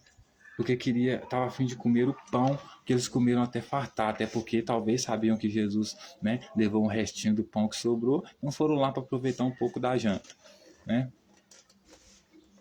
Aí, olha só o que ele vai falar. Trabalhai não pela comida que perece, mas pela que subsiste para a vida eterna, o qual o Filho do Homem vos dará, porque Deus, o Pai, o confirmou com o seu selo. Dirigiram-se, pois, a ele, perguntando o que faremos. Dirigiram-se, pois, a ele, perguntando o que faremos para realizar as obras de Deus. Respondeu-lhe Jesus: a obra de Deus é esta, que criais naquele que por ele foi enviado. Então Jesus pega e fala para eles: vocês não devem trabalhar, né, pela comida que perece, né? Vocês não devem trabalhar por arroz, feijão, por tudo isso que vocês precisam para se alimentar e se manterem vivos, para vocês verem como a religião bagunça a cabeça do cara, né? Porque, segundo Jesus, essa comida aí, segundo o autor, Jesus disse para eles que essa comida aí perece. Eles tinham que comer de uma outra comida que não perecia, sabe? Uma outra comida que subsistia. Então, não trabalhai pela comida que perece, mas pela que subsiste para a vida eterna, qual o Filho do Homem vos dará. Então ele vai dizer: o Filho do Homem, eu, que vocês consideram filho de Maria, filho do homem, vou dar para vocês um pão que é um alimento que não estraga, né? E esse pão que eu vou dar para vocês é o pão da vida eterna, né? O qual o Filho do Homem dará para vocês, porque Deus o Pai confirmou no seu selo, né? E dirigiram-se, pois, a ele perguntando, né? Os judeus perguntaram: o que nós devemos fazer então para realizar as obras de Deus? Respondeu-lhe Jesus: a obra de Deus é que creiais naquele que por ele foi enviado. Então, os judeus perguntam: o que nós devemos fazer para realizar a obra de Deus então, para ter acesso a esse pão aí que nunca padece, né? O que nós devemos fazer? Aí ele vai falar: não, vocês só têm que crer naquele que foi enviado. Vocês creem em mim, acreditando em mim, ou seja, acreditando que vocês têm que ser submissos a mim, se humilhar a mim como se fosse uma criança, acreditar que eu sou o rei de vocês, que eu sou filho de Deus. Se vocês acreditarem nisso, vocês já estão fazendo a obra de Deus. Então eles vão perguntar para ele: disseram-lhe eles: que sinal fazes para que vejamos e creiamos em ti? Quais serão seus feitos? Então, o que você vai fazer, Jesus? Quais são seus feitos? Né? O que você vai fazer para que nós possamos, então, acreditar em você, para ver que você está fazendo sinais de que realmente é filho de Deus, que foi enviado por ele, né? Aí ele vai dizer: nossos pais comeram maná no deserto, como está escrito, deu-lhes de comer pão do céu. Replicou-lhe Jesus: em verdade vos digo, não foi Moisés quem vos deu o pão do céu, o verdadeiro pão do céu é meu Pai que vos dá. Então, eles procuravam Jesus não porque eles queriam que Jesus exercesse autoridade sobre eles, ou pelo menos se humilhar, né? Beijar os pés dele, lavar os pés deles como ele queria, né? Eles queriam seguir Jesus porque o fato de Jesus ter alimentado eles despertou, né, um gatilho mental neles, que o profeta antigamente, Moisés, havia alimentado os crentes do reino do céu com maná, com pão verdadeiro que mata a fome. Então, como Jesus havia dado pão para eles, eles acharam que Jesus então poderia ser como Moisés. Então Jesus então poderia ser rei deles então, porque o Moisés, né, que era o confiável de Deus que eles acreditavam, né, trouxe para o povo dele comida. Não é palavra, comida, né? Aí Jesus vai dizer para ele: em verdade vos digo, né? Outra vez afirmando como se fosse uma verdade absoluta, né? Não foi Moisés quem vos deu o pão do céu, o verdadeiro pão do céu é meu Pai quem vos dá. Então ele vai dizer que não foi Moisés que deu para os pais deles o pão do céu, que o pão do céu, quem vai dar para eles não é Moisés, é o Pai dele. Porque o pão de Deus é o que desce do céu e dá vida ao mundo. Então disseram: Senhor, dá-nos sempre desse pão. Então o discípulo olha para Jesus e fala assim: Senhor, se o pão que o Senhor vai nos dar é o pão que desce do céu, aí eles voltaram a pensar que era um maná de novo, né? Que eles queriam o quê? Comida de verdade, não palavras, né? E o pão que Jesus se refere aqui é palavras, né?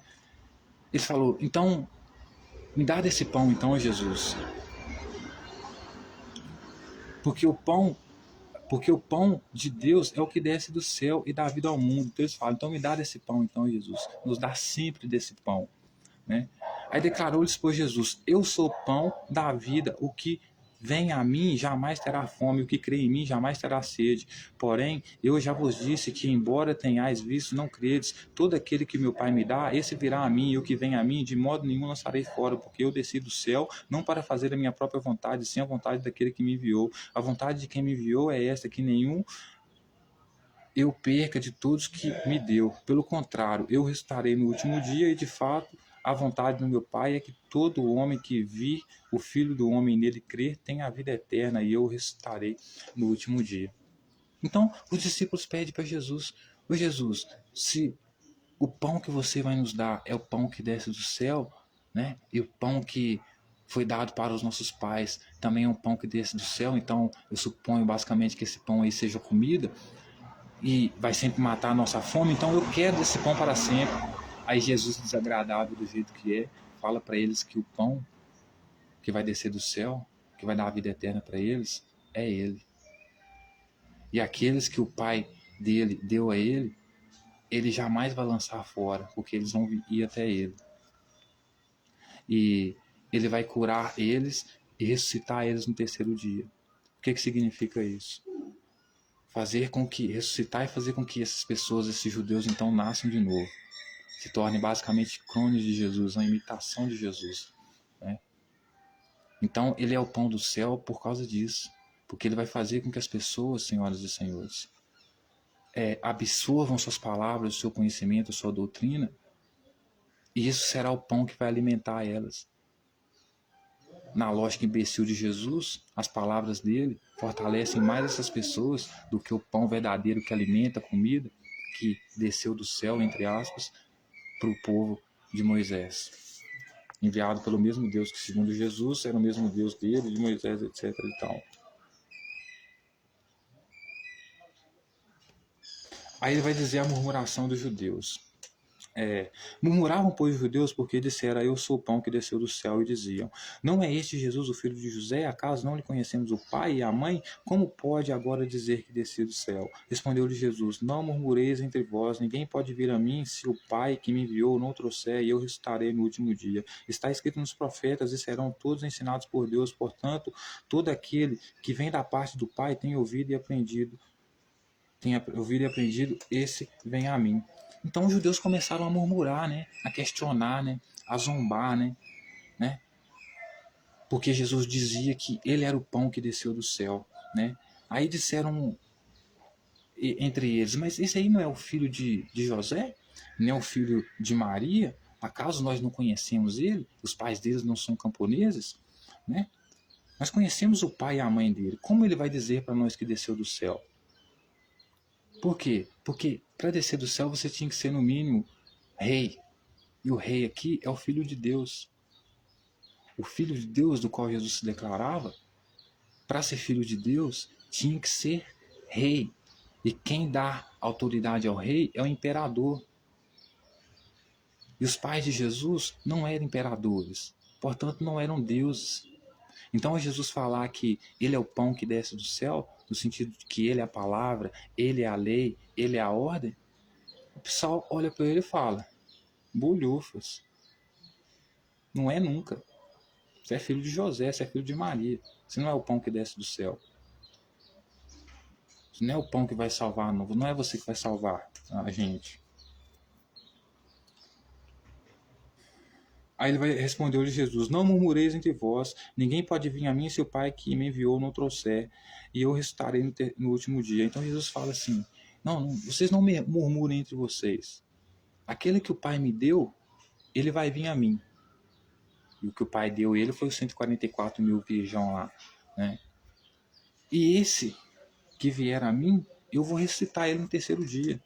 Ou seja, ele vai nascer de novo. Ele não vai ser morto, mais considerado morto, porque pecou.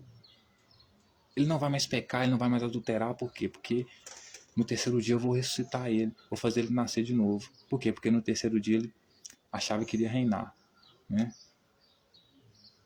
Aí ele vai dizer, está escrito nos profetas e serão todos ensinados por Deus. Está escrito nos profetas. Ou seja, estava escrito em Moisés que todos seriam ensinados por Deus. Quais todos? Aqueles que ouvissem a palavra dele e seguissem ele. Se os judeus ouviram a palavra dele e não seguiram ele, é porque eles não eram eleitos. Eles não eram escolhidos pelo Pai de Jesus para estarem com eles. Então, portanto, o que estava escrito nos profetas, segundo Jesus, né, que seriam todos ensinados por Deus, não caberia os judeus aqui. Porque quem estava ensinando era quem? Era Jesus. Então todos seriam ensinados por Deus. Ele estava julgando o cenário em que ele estava inserido ali. Então quem estava ensinando era ele, se colocando de novo como o próprio Deus. Né? Aí ele vai dizer, portanto, aquele que da parte do meu Pai tem ouvido e aprendido, esse vem a mim. Então aquele que da parte do Pai dele, ou seja, se os judeus não foram até ele, é porque não são da parte do Pai dele. Então por isso não ouviram e nem aprenderam que ele era o pão que descia do céu, que ele era o rei, que ele era o Deus, etc. e tal. Ou seja, Jesus se colocava como uma autoridade que ninguém conhecia, ninguém esperava, ninguém queria. A não ser um grupo muito seleto lá, né? 144 mil virgão, que nunca se maculou com mulher, né? Porque ele é perfeito, como Moisés, ele considera a mulher imunda e podre só porque ela menstrua. Misógino desde nascença. Como Salomão acredita que o trabalho do homem debaixo do sol é apenas um prato de comida, um de bebida e uma mulher para ele gozar. Porque a mulher, como prato de bebida e como prato de comida e o copo de bebida que é utilizada para pagamento do trabalho, como recompensa, a mulher também está entre essas características, entre esses, né?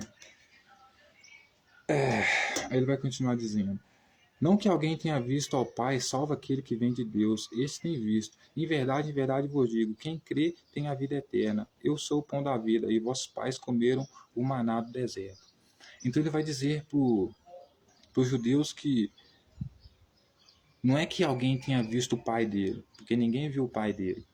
Até porque se tivesse visto o pai dele, que era esse sacerdote aqui, né, chamado de Espírito Santo aqui, radical, sabendo que ele defendia o reino dos céus radicalmente, entregava ele para Roma rapidinho, né?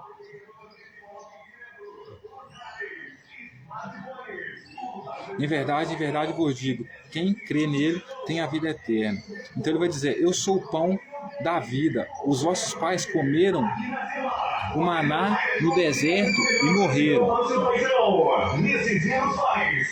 Ele vai continuar dizendo, este é o pão que desce do céu para que todo que dele comer não pereça. Eu sou o pão vivo que desce do céu. Se alguém dele comer, viverá eternamente. O pão que eu darei pela vida do mundo é a minha carne. Disputavam, pois, os judeus entre si, dizendo, como pode este dar-nos de comer a sua própria carne? Respondeu-lhe Jesus, em verdade vos digo, se não comeis da carne do Filho do Homem, não bebeis do sangue, não tendes em vós mesmos. Quem comer a minha carne e beber o meu sangue, tem a vida eterna e eu ressuscitarei no último dia. Pois a minha carne é verdadeira comida e o meu sangue é verdadeira bebida. Quem comer a minha carne e beber o meu sangue permanece em mim e eu nele. Assim como o Pai que vive me enviou e igualmente eu vivo pelo Pai, também quem de mim se alimenta, por mim viverá. Este é o pão que desce do céu, em nada semelhante àquele que vossos pais comeram, e contudo morreram. Quem comer este pão viverá eternamente. Essas coisas disse Jesus quando ensinava na sinagoga de Cafarnaum. Então, o que Jesus fazia na sinagoga de Cafarnaum? Ele ensinava.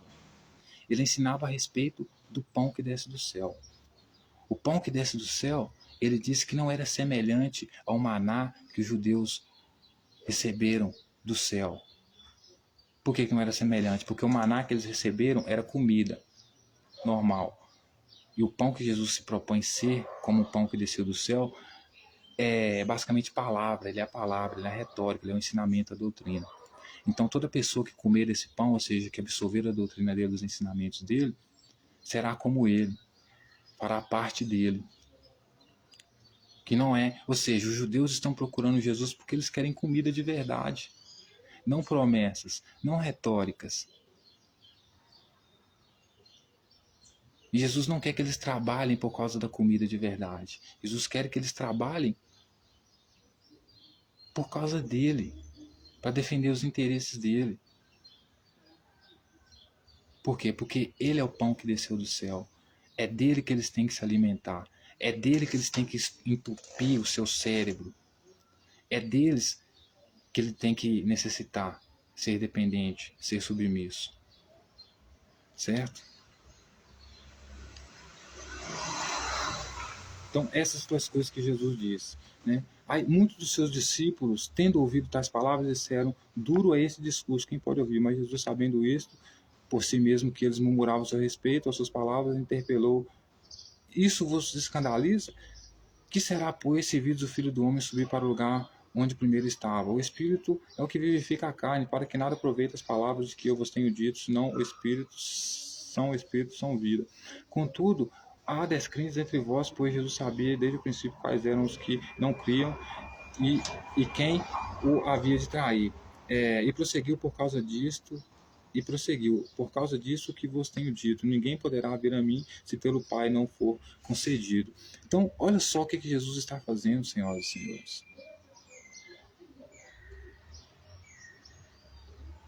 Diz para os discípulos não se escandalizarem, porque os discípulos dizem: não, quem pode ouvir esse discurso? Isso aí é muito forte, como assim? Você está deixando entender que nós não precisamos de comida? Que a sua palavra, os seus ensinamentos, o que você ensina é mais importante do que a comida que nos alimenta? Que foi a comida que desceu do céu e manteve nosso povo vivo no deserto? Ninguém pode ouvir isso. Esse discurso é muito forte. Quer dizer que nós dependemos mais dos seus ensinamentos como comida para nos mantermos vivos do que a própria comida que nos mantém vivo, material? O mundo não sobrevive de ideias, ideologias, idealismo, mas sim de matéria concreta. Primeiro você come Jesus, depois você pensa em rei, em ser rei, pensa em ter lei. Então, maná do céu para os judeus é muito mais útil de Moisés do que esse maná, do que esse pão que Jesus propõe ser, né? Então ele vai dizer: se vocês estão escandalizados agora, imagina se eu estivesse no lugar de onde eu estava primeiro, ou seja, imagina se eu estivesse no governo, o que seria de vocês murmurando, né? À vista disso, muitos dos seus discípulos abandonaram e já não andavam com ele. Então, muitos discípulos dele abandonaram ele, não andavam mais com ele. Por quê? Porque perceberam que ele era uma besta. Se tornou um fundamentalista radical, extremista, religioso, insuportável, desagradável. As pessoas só valiam a pena para ele se essas pessoas fossem completamente submissas a ele, ficassem de quatro para ele, lambessem as bolas dele, né? Então, muitos dos discípulos dele, ao ouvirem esse discurso: como assim, cara? Eu não vou te colocar assim como o fodão de tudo na minha vida, não. Foi e parou de andar com ele. Certo? Então perguntou Jesus aos 12: porventura quereis também vós outros retirar-vos? Respondeu Simão Pedro: para quem iremos? Tu tens a palavra da vida eterna, e nós temos crido e conhecido que tu és o Santo de Deus. Replicou Jesus: não vos escolhis, em número 12, contudo,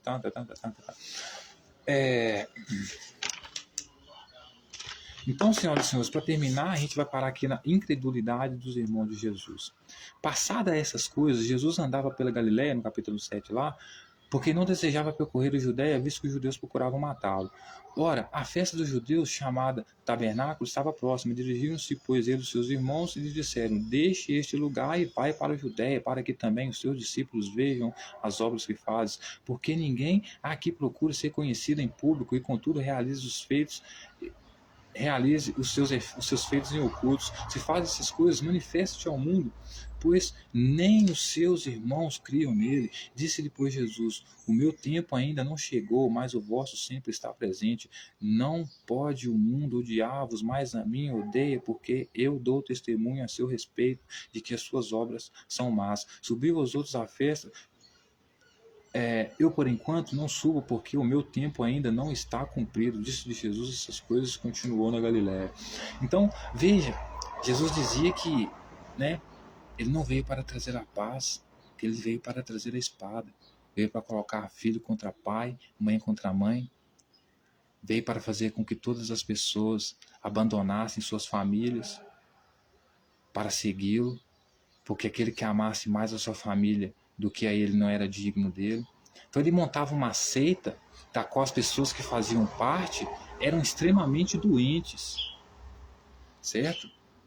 Então, os irmãos de Jesus já estavam completamente cansados de ouvir Jesus se colocar como pão da vida, como se as palavras deles fossem únicas, realmente salvassem as pessoas, que mudassem a vida das pessoas.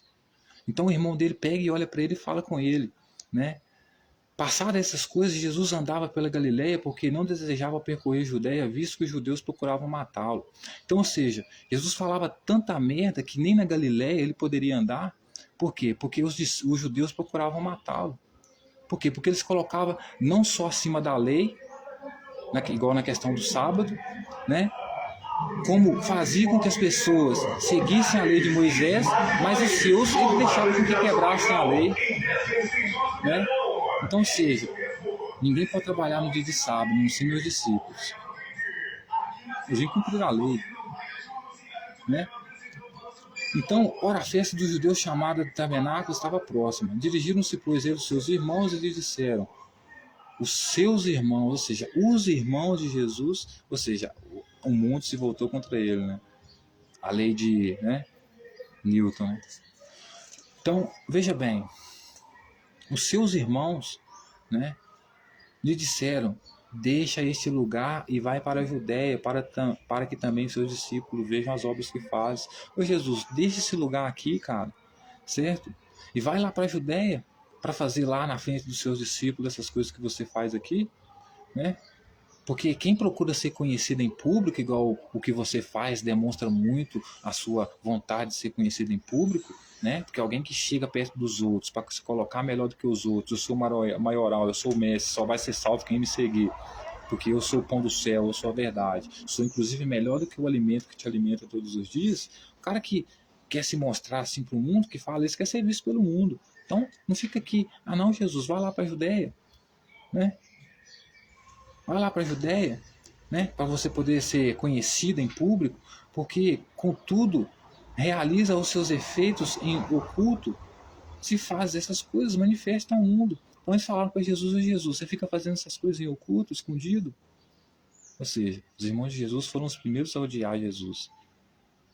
Porque incentivar o cara para que o cara vá para um lugar desconhecido, né, um lugar que as pessoas não gostam dele, convencer as pessoas de que ele é o maioral, que ele é o pão da vida, que as pessoas só vão ser salvas se for por ele, o cara tem que ter muito peito, né, mano? E além de ter muito peito, tem que ser realmente querer ser conhecido, ficar famoso, né? Então eles falam: não, você não pode fazer essas coisas em oculto, né? Você tem que fazer essas coisas e manifestar elas ao mundo, pois nem mesmo seus irmãos criam nele. Ou seja, nem os irmãos de Jesus criam nele. Por quê? Porque os irmãos de Jesus sabiam que Jesus não era filho de Deus, né? Por quê? Porque Jesus não era filho de Deus. Jesus era filho de José e de Maria. Jesus não era filho de Deus. O máximo que Jesus poderia ser filho é do Espírito Santo, que gerou um filho para Deus lá, para defender o reino de Deus lá. Poderia ser uma mentira do Espírito Santo, né? Mas o Pai do Espírito Santo, o Pai de Jesus, esse Espírito Santo aí, que nessa hierarquia do céu que eu falei simbolicamente aqui, pode representar um profeta muito radical, como, né, defensor do reino dos céus, às vezes de Moisés. Então eles não criam nele porque ele dizia que era rei dos judeus, dizia que era filho de Deus, e para ele ser filho de Deus, legitimamente, como todo mundo conhecia, ele teria que ser colocado lá por um imperador. O pai dele deveria ser o imperador, porque o filho de Deus é o rei, e quem coloca o rei lá é o imperador. Então o imperador, portanto, é o rei. Jesus, para ser filho de Deus, ele teria que ter um pai imperador, e o pai dele era camponês, José e Maria. Então os irmãos dele não criam nele. Com certeza achavam que Jesus estava delirando. Por isso que a mãe de Jesus vai no templo tentar conter Jesus, porque acha que ele ficou louco. Quando Jesus vai 12 anos da vida dele no templo de Jerusalém com a mãe dele matar bicho, quando ele faz 12 anos, ele resolve ficar no templo lá, a mãe dele volta preocupada para poder ver se eles achavam ele, e ele fala com a mãe dele que a mãe dele não deveria se preocupar porque ele estava fazendo a vontade do pai dele. Aí o texto diz que a mãe dele volta sem entender nada. Ou seja, Jesus vivia num mundo que as pessoas à volta dele não entendiam. Todo mundo sabia que ele não era filho de Deus, porque todo mundo conhecia o filho de Deus como rei. E, portanto, ele teria que ter um imperador para dar esse poder para ele. E ele não tinha. Disse depois Jesus: o meu tempo ainda não chegou, mas o vosso está sempre presente. Não pode o mundo odiar-vos, mas a mim odeia. Ele diz assim: o mundo não pode odiar vocês. Ou seja, o mundo não podia odiar. O mundo aqui que ele fala o quê? Os judeus, né? Os judeus não poderiam odiar os irmãos de Jesus, mas odiava ele, porque ele dava o testemunho a respeito de que as obras dos judeus eram más. Por que as obras dos judeus eram más? Porque não correspondia o que Jesus esperava, o que ele defendia. Como no caso da mulher adúltera. Eles não mataram a mulher adúltera. Por quê? Porque eles não cumpriam a lei de Moisés na sua totalidade. Podia se circuncidar, mas matar a mulher adúltera e homossexual era outra coisa. Certo? Mas Jesus, por sua vez, achava que as obras dele eram más. Por quê? Porque eles não condenavam a mulher adúltera. A própria mulher adúltera diz que eles não condenaram ela. E Jesus pergunta: e seus acusadores não te condenaram? Ela diz: não, eles não me condenaram. Enquanto Jesus, a princípio, condenava ela. Porque ele disse: aquele que não tem pecado entre vocês atira a primeira pedra. E a lei de Moisés manda fazer exatamente isso. Quando a mulher pecar, você leva ela até o sacerdote em adultério. Que pecou em adultério, leva ela até o sacerdote atira a primeira pedra, logo depois as pessoas atiram. Então, na lógica de Jesus, quem não tem pecado entre os escribas lá atira a primeira pedra. Se tiver um sacerdote entre vocês aí, atira a primeira pedra, que logo depois eu atiro a segunda. Só não fez nada com a mulher, por quê? Porque as autoridades legítimas ali, que se quisesse condenar a mulher, levavam a mulher até Pilatos, que era o que eles deveriam fazer, quando quisessem executar alguém, e o que eles fizeram quando quiseram executar Jesus, levaram até Pilatos, e não levaram até Jesus, que não era autoridade nenhuma. Então, ou seja, Jesus testemunhava que a obra deles eram más, porque bom para Jesus era seguir a lei de Moisés. Então, bom para Jesus a mulher não ter direito a divórcio, embora até o próprio Moisés apoiasse o divórcio, né? Então, se você não mata uma mulher adúltera para Jesus, você não segue a lei do reino dos céus, então suas obras são más. Se você adultera, você é mau, suas obras são más.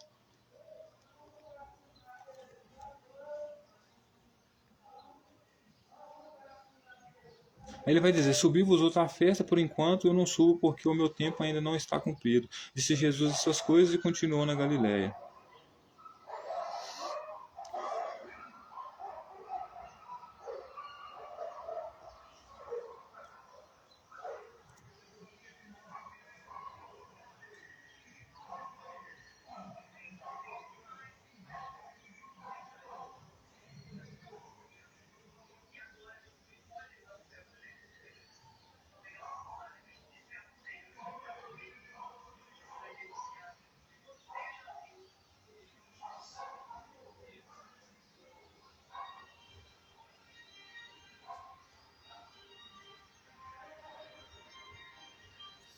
Então, senhoras e senhores, voltando aqui ao ponto central, né, da nossa pergunta, é ético, né, doutrinar uma criança desde pequena num regime religioso, sabendo que ela dificilmente se desvinculará dele, né, podendo então ver o mundo de forma real e concreta como é, né, sem trazer as abstrações da sua mente, sem aplicar o mundo, né, na sua crença, né? Então, senhoras e senhores, Jesus é um ótimo exemplo disso. Desde pequeno foi tão doutrinado que quando cresceu, perdeu o controle de suas faculdades mentais, né? Perdeu o controle da sua sanidade, né? E acabou se colocando acima dos judeus, acima de todos. Ninguém os reconhecia como rei. Quando ele monta no jumento e vai para Jerusalém, dizendo que ali é a entrada triunfal dele em Jerusalém, que estava escrito pelos profetas que o rei deles havia montado no jumento, o povo, quando viu, o rejeitou imediatamente. Porque o povo de Jerusalém, quanto os outros judeus, estavam cagando para os profetas, que por sua vez, como Jesus e Moisés, vinham trazer esse reino dos céus, que impedia adultério, homossexualidade, né? Que era tortuoso para as pessoas que conviviam e estavam inseridas nesse ambiente. Então, ele era muito mais radical e fundamentalista que todos à sua volta. Então as pessoas não aceitavam ele, né? Até porque eram pró-Roma agora. Mesmo os escribas e fariseus que conheciam da lei de Moisés, né?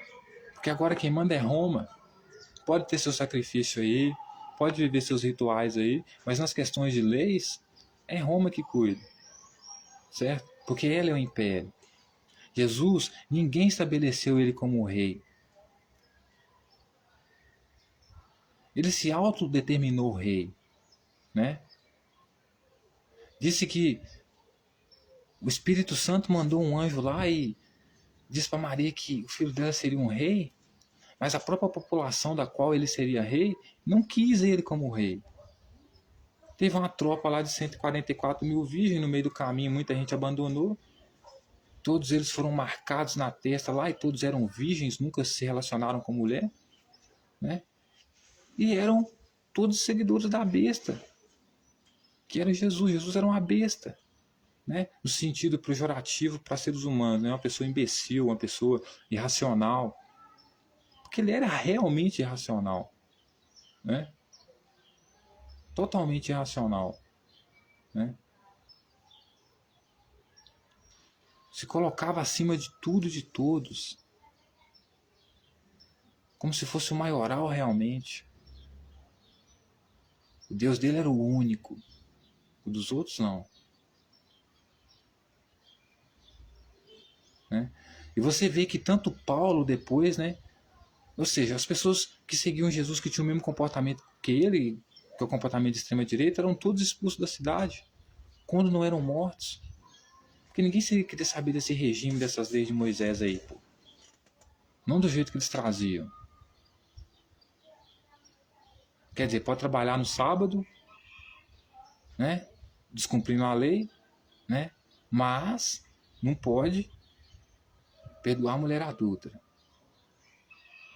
né?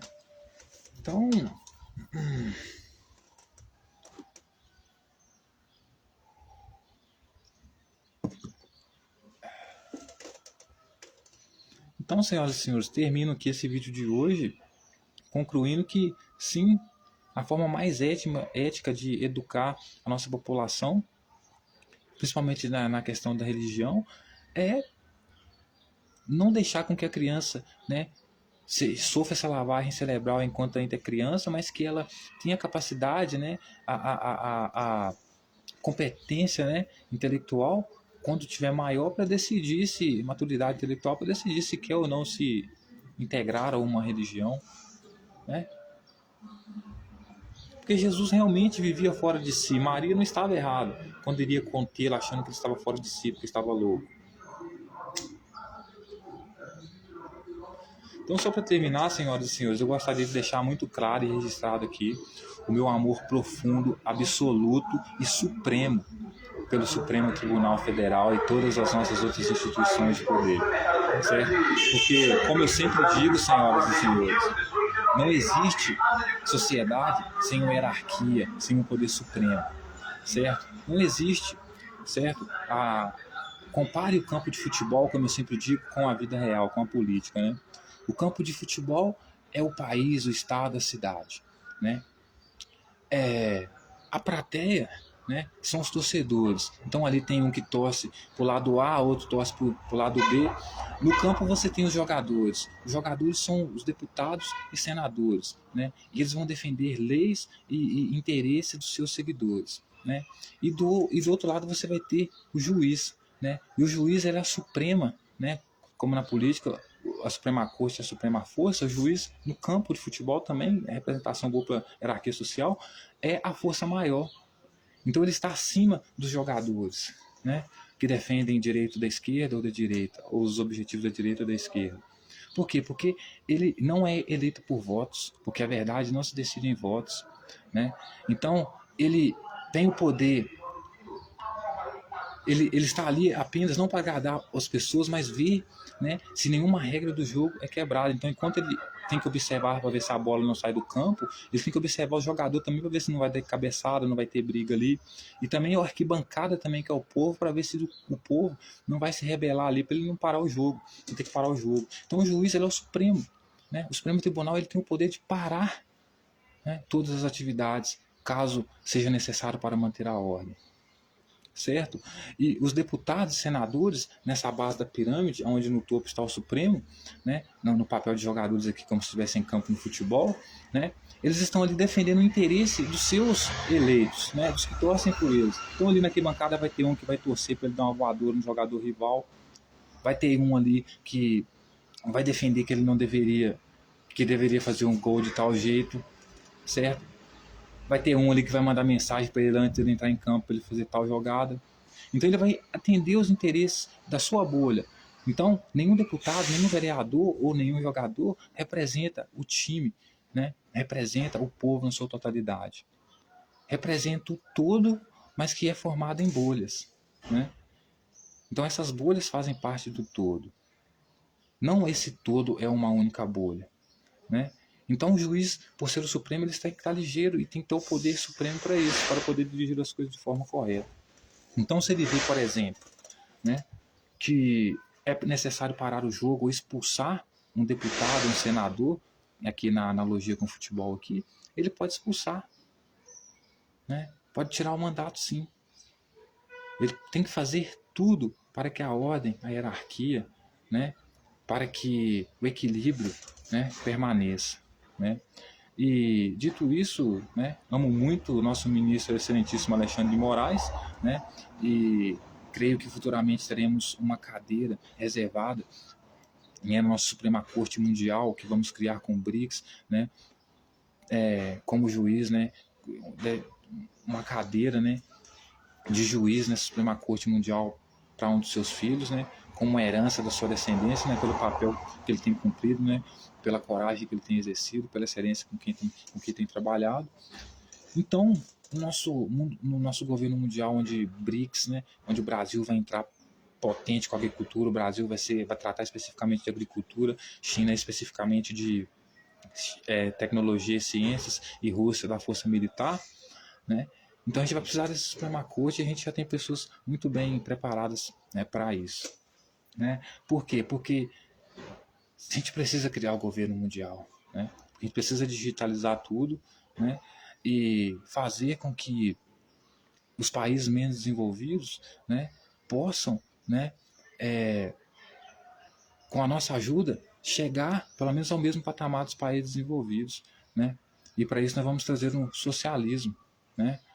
O socialismo, através desse movimento do BRICS, desse governo mundial aí, né? Promovendo a equidade, né, e a igualdade a todos, né? Todos com direito à casa, saúde, educação, entretenimento, etc., comida, né? Porque o capitalismo feroz ele tem que parar, né? Porque o mundo é como uma cidade. Se você constrói um capitalismo, depois de um determinado tempo, o capitalismo ele forma um monopólio, né? Ou seja, empresas da quais ninguém consegue competir, como a Coca-Cola, o que por sua vez forma uma sociedade feudalista onde os ricos vão mandar, né?